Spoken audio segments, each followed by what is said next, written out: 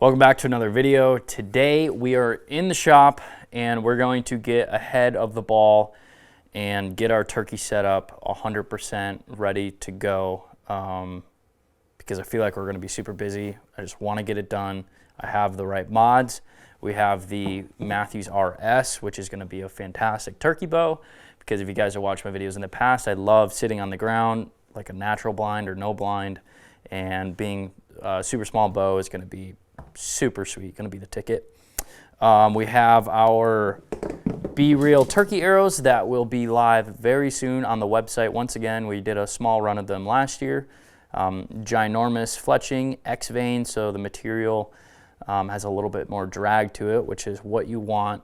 You want a lot of drag when shooting these giant head chopping broadheads. These are the Magnus Bullhead, 125 grain. I believe it's a 4-inch cut on these. They also have 100 grains, which is a little bit smaller cut, but I really like these big dogs. But you need big fletchings on these, so we did a 4-fletch, super right helical. We did a right helical because these from factory, the blades are actually set up for a right helical. So even though with the Matthews bow, with the strings that they have, it should require a left helical, but these are such big dogs, and with this, that it overtakes that helical. It has no knuckleball effect. We've done a bunch of slow-mo stuff. It just it takes it right away and turns it to the right, and there's not, because for those of you that don't know, depending on the strings that you have, depending on which way it turns, the arrow naturally kicks out one way or another, and you don't want to fight it, because if you fight it, it creates a knuckleball where essentially the arrow starts going and then starts going the other way. So you don't want to create that. But these fletchings are so aggressive, along with the broadheads being so aggressive right, that I don't have any issues with it. Also for the month of February, well, I guess we got a lot going on. Right now, live, Sika came out with boots.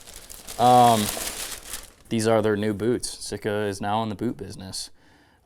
These are the Vent Light boots. I've only worn these a couple of times and not really super extensively, but I've talked to a lot of guys that have worn it. They're super breathable. They're using Gore-Tex in this all the way down. So it's like a rubber boot, but it's really a hybrid rubber boot.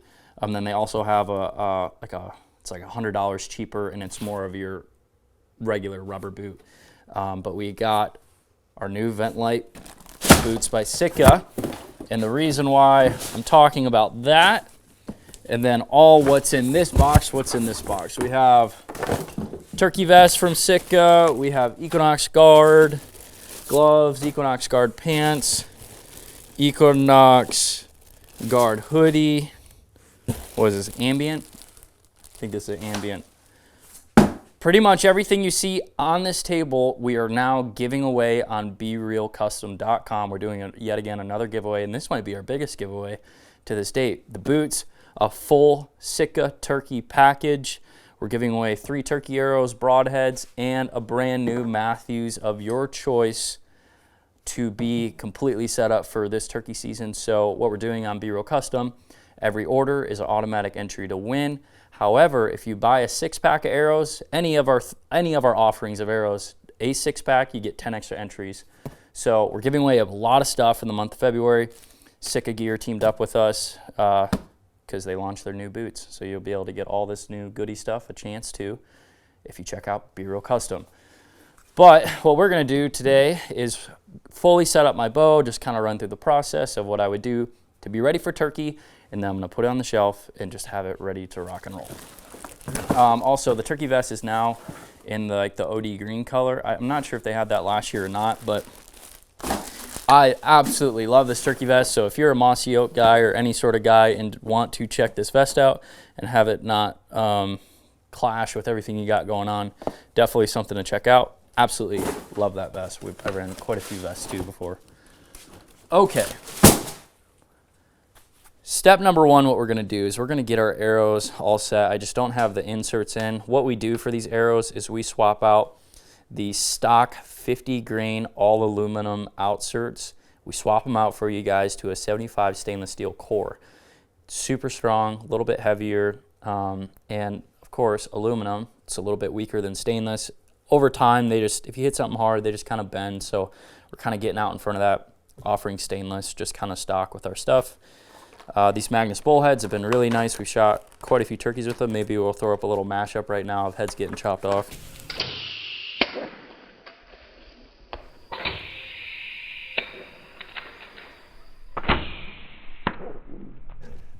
But have really loved these broadheads.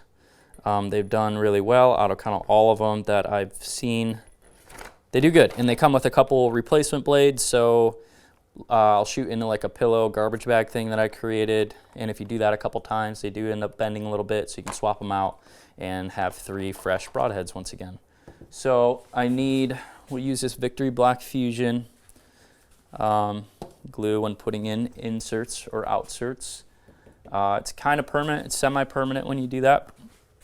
You can heat them up if you want to take them out with a heat gun or boiling water. We don't recommend fire because fire and carbon is no bueno. So make sure that this gets, yeah, there we go. So how you put these in, you don't need it a lot. Just kind of put it all around there. And I had a comment in our arrow building that, oh, you didn't clean the inside of the shaft out. Well, I've gone back and forth on that. I've talked to a lot of people about that. And kind of where I stood, I think it was Jesse Broadwater, who's like one of the GOAT's best archers in the entire world. He never cleans his arrows out. And I'm like, why don't you ever do that? Because I was psycho about it. Use the Q-tips, even use like all sorts of cleaning things. He's like, man, I just really don't see a difference. And in his head, if you make it squeaky clean, it can't adhere. It doesn't adhere as well to the carbon. So I was like, I'll take your word for it. So we have done thousands of arrows over the last several years, and we have no issues. They are almost impossible to get out unless you get them with some pretty good heat. So I'm kind of doing this kind of by the seat of my pants. You should let them dry standing up at a perfect angle upwards for a little bit, but I'm just going to hold it here for a sec and then lay it down. You don't want to lay them down off the get-go because there is slight tolerances in there, and they could kind of dry like this, but I'm going to risk it for the biscuit just to get it all done in this video. Do the second one here. You want to spin it to try to get as much all around that you can. Let it dry here for a second. And I'm going back and forth. I think I'm going to stick with a 5-pin. I might end up switching, but I'll just stick with the 5-pin right now because I don't think I have a single pin cartridge laying around. Typically, I like to switch to a single pin for turkeys because you're shooting them 10 to 20 yards. You really can't shoot them any further than that with this big setup, unless you're Robin Hood or something. So I might end up switching to a single down the road and just kind of get set up, and I know that I'm sighted in for 15. If they're at 10, it's going to hit an inch high. If they're at 20, it's going to hit an inch or two low. And you got the vertical neck. Left and right's your biggest thing that you're worrying about with turkeys. Okay, grab one of these fresh ones. I'll just show you guys an arrow fully built. So we got that big dog on the front, 125 grain head, 75 grain outsert, rip TKOs. Full length. We're selling them completely full length with these giant X veins on the back. Extreme right helical, the right helical clamp at a bits jig. So it's a mean arrow. Let's see the weight of it. Forget exactly what it is.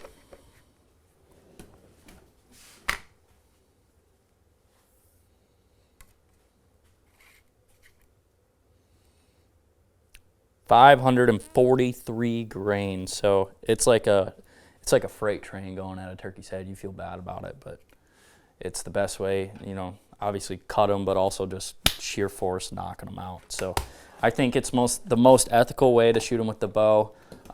If you bow hunted turkeys, I've done it in the past. When you do the body shot, it's just so tough, and you end up having a lot of wounds over your career of shooting them because the feathers, and if they're full strut and turned a little weird, I feel like it's just really tough sometimes to shoot them in the body. So I've 100% gone away from that and just doing headshots. If I'm shooting them with the bow, of course, people say they deserve to be shot in the head with a shotgun. More power to you. I also agree with you, but I do love shooting one or two with the bow every year because it is fun to get them in tight a little bit of extra effort with the decoy and everything. It is fun. It's fun to do at least 1 or 2 times a year. You know, if your state has a couple tags, dedicating one and just trying to do it, I think it's a lot of fun. Okay, so what we're going to do now is this bow. Let's see how many pounds this bow is. This is my RS. Shot my Kansas deer with it this year. A couple does. 79. Do not want to shoot a turkey with 79 pounds. I have done it before, but it is a little bit of overkill. So what we're going to do is we are going to swap out mods. I got 70-pound mods, and then I might even crank the bolts out a little bit just to get it down. I mean, you only need like 60 or 65 pounds. So switch weight mods of Matthews, you guys should know. If you don't know, you can adjust the poundage through the mods. You do not need to switch out the limbs or anything like that.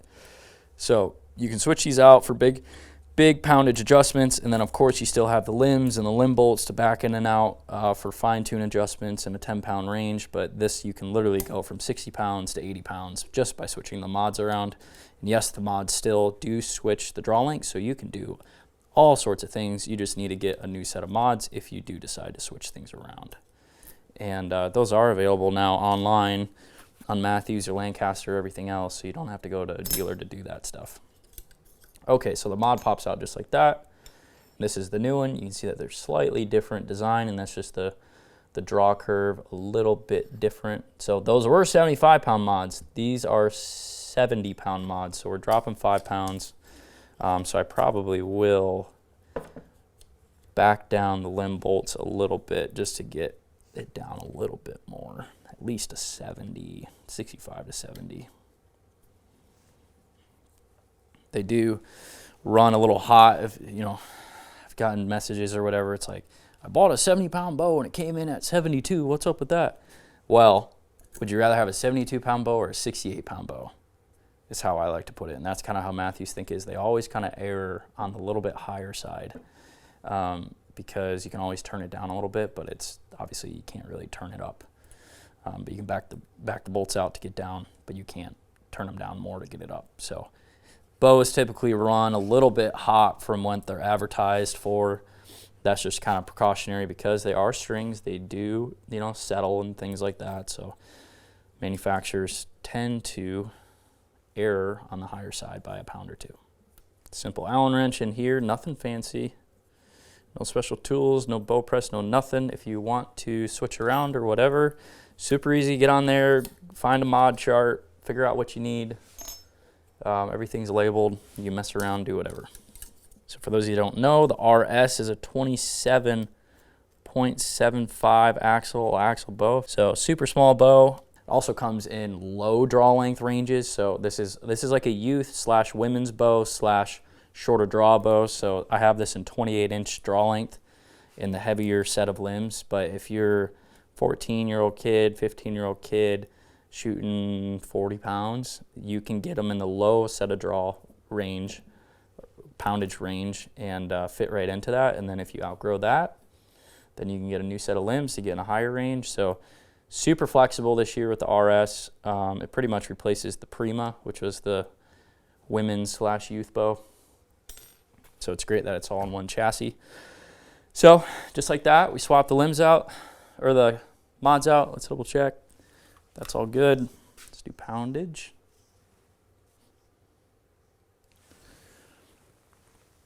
Definitely easier. 74, so it dropped it exactly 5 pounds. But what I want to do is let's back the limb bolts out. You always want to match these. If you do the top, you want to match it with the bottom one. And these have been cranked down and haven't been moved yet, so we're going to give it 1 full turn. Wow, I'm janking this. Okay, so that's 1. Let's do this. This is easier.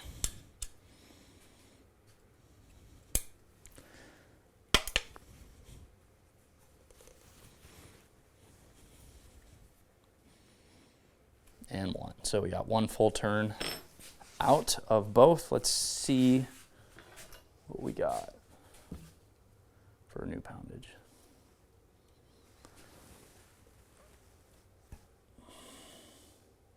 Draw length got a little longer too.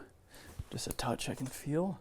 66. Wow, that dropped it a bunch. I might keep it right there. 66 pounds. I feel like that's a good little turkey range right there. Okay, so we got our bow dialed in now. Super easy. I mean, that took like 5 minutes to swap those out. And now what we probably should do is shoot this thing through paper. Check our tune. I'm running, these are 250 spine. We're going to offer 250 spine and 300 spine, depending on your range and everything like that. But since it's a lot of weight in the front and huge broadheads and huge veins, you definitely want to bump up in spine. So it's like, we recommend if you're like 65 plus pounds just to run the 250s. They'll be able to tune a little bit better. Then if you're under that, getting a 300. Really, you could, if you're right there around 65, I could for sure tune this to a 300 spine. You're right there on the line. But I'm just going to, for simplicity's sake, keep with the 250s because I got a bunch of 250s already set up and rigged for this. So let me get the tuner situation all dialed in. We got it. We upgraded the shop too. I got an Amazon squat rack. If anyone out there wants to sponsor me for a fancy squat rack, go ahead. We're just out in Texas, so I had to squat that thing at least twice so that I could say I put in a little bit of effort beforehand because it did kick our butts. We're running out of room. We're running out of room wherever we go. Warehouse, shop. We're just out of room. Keep killing things that I got to mount. Freaking Audad I just shot last week. It's like, oh yeah, this skull mount would be good. Freaking giant. It's like, oh. Now we got to mount it. All right, enough complaining. I'm sorry. I need a field tip, and I need a 125 field tip, which I'm not sure that I have, so I might have to risk it for the biscuit and just shoot a 100 grain because I do not see a 125 grain in my possession. Okay, I hope that this is just right on, but as it always goes, it might not be.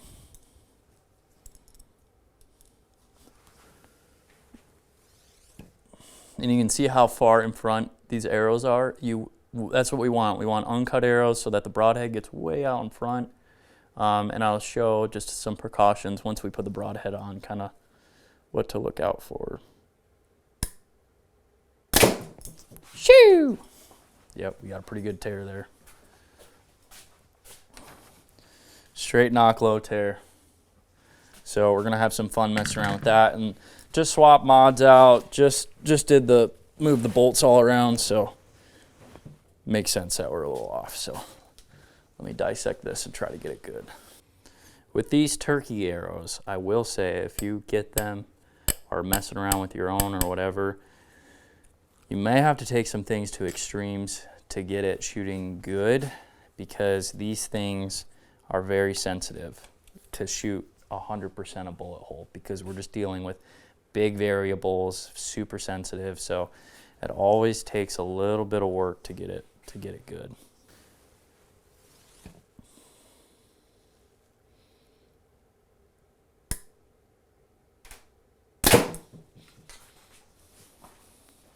Okay, now we're knock high, which is good. It was reactionary. So first one was knock low, that's knock high. We're gonna meet in the middle now. I did rip on it, so it's always good to get a quick reaction. You always want, the worst thing is when you're changing stuff and nothing's happening.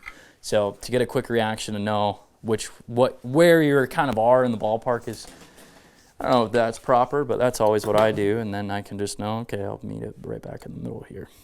Since we have 4 fletchings, 2, you want to make sure that your arrow is knocked like that. You don't want it knocked like that. You want it like that. Just make sure that you have it knocked correctly for good clearance. Woo! Look at that. We got a bullet hole, ladies and gentlemen. But now what we're gonna do is we're gonna get a sight tape on here and get sighted in for these arrows, for this bow, because this is fortunately my dedicated turkey bow for the spring. I'm not gonna have to use it for anything else. So we're just gonna completely convert. We'll get a sight tape now, shoot from inside to outside because it's about 12 degrees outside. We're gonna do the same process as we were to be with any other arrow. We're just gonna get a new sight tape. So we're starting out at 20 yards. I have my 5-pin in, and I'm aiming with my middle pin, and on the right side I have my setup tape, and I'm all the way up to 20 yards, a little 20-yard dash. I know it's going to be roughly close just based on the previous setup. Hopefully I don't miss right here.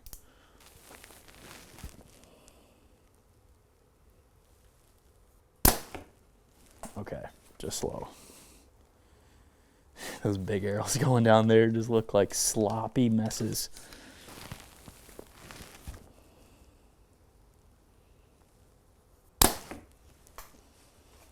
Okay, wow.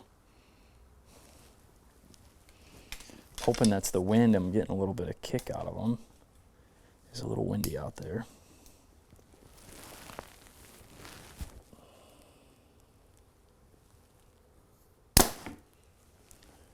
Okay, it's about good.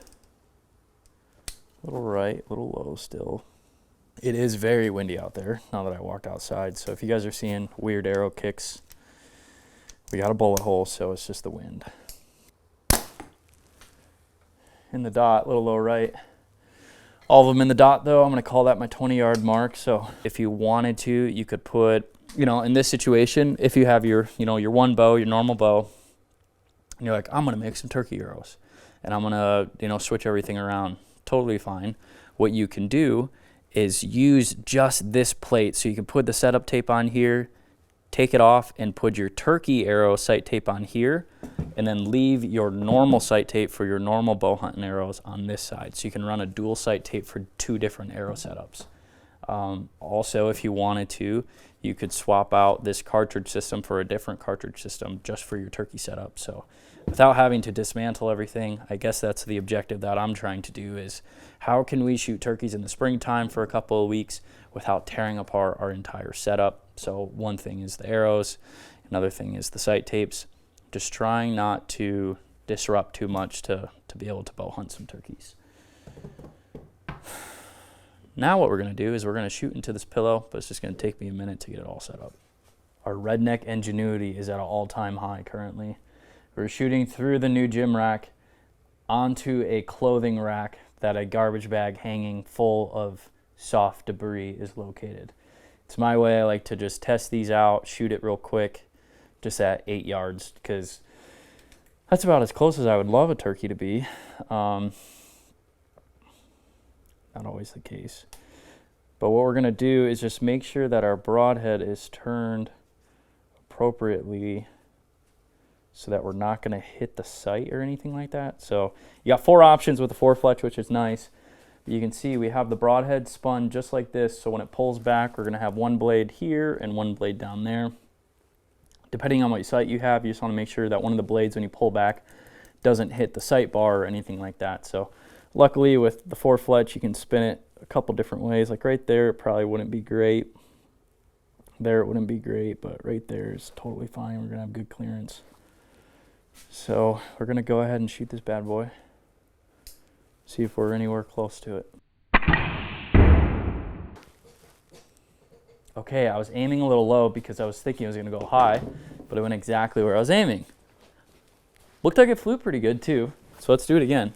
And this might be due to the 125 grain because I just did that whole process with 100 grain. So I'll just aim right on it now, see if we can. I cut a little arrow wrap just in half for my aiming point.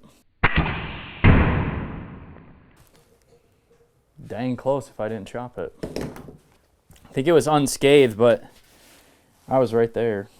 And this is why having the extra blades is kind of nice, because you can just, after a while, you can tell that these blades just kind of, those two didn't bend, but this one already started to bend just a little bit. So dedicate one blade or one broadhead to practicing shooting a bunch, and then you have the extra 3 blades when goes time to hunt. Just swap them out. There's just little tiny Phillips heads right there. You just pop them out and you're ready to roll. Turkey bow is completely set up. It was actually really easy. I feel like every now and again we run into some roadblocks, but I feel like we got a good system with the arrows, the broadheads. We've been doing it for like 3 years now, this whole setup. So Lift RS is ready to rock and roll. It's going to go up on the shelf until turkey season. I might end up switching the 5-pin for a single pin. I'm not sure on that yet, but it is nice just to have one aiming device for aiming at a little tiny head at 15 yards. So make sure to get entered to win to the bow and Sika gear giveaway at Be Real Custom. Make sure to check that out. It goes all the way through to the end of the month.